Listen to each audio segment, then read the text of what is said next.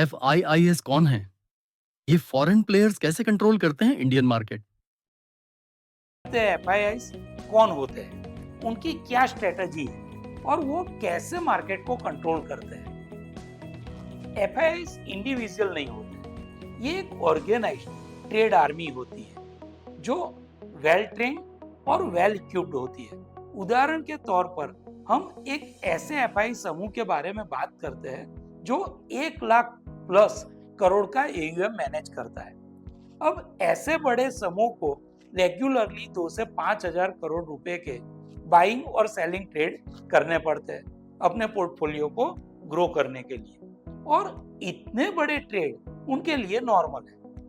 पर इनके इतने बड़े ऑर्डर्स से मार्केट में 200 से 300 पॉइंट्स और कई बार तो उससे भी ज्यादा 15 मिनट में मूव आ जाता है।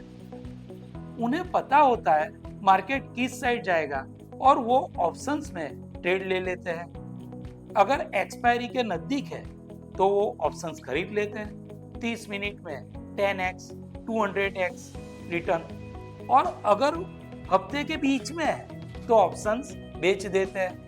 पर उनका सक्सेस रेट लगभग 100% ही रहता है। तो अब यहाँ आपको कंपेयर करना पड़ेगा कि एक रिटेल ट्रेडर जब ट्रेड लेता है तो ट्रेड लेने के बाद उनको उनका सक्सेस रेशियो जो होता है वो 50-50% होता है। क्यों? क्योंकि मुंह तो आएगा ही आएगा। अगर मुंह उनके फेवर में होता है तो प्रॉफिट होगा, मुंह उनके अगेंस्ट में होता है तो लॉस होगा। लेकिन वो जानते नहीं है कि फेवर में होगा कि अगेंस्ट में होगा, तो उनको तो ट्रेड लेकर भगवान को प्रार्थना ही करनी है कि उनके फेवर में हो जाए।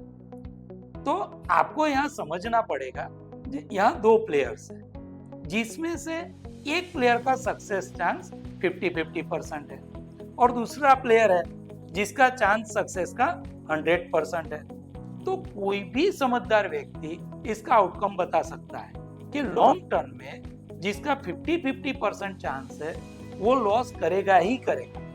और वही चीज हमें सेबी के डिस्क्लेमर में भी दिखती है कि over 90% Indian retail traders are making loss. Shwetark, the Indian International Organization.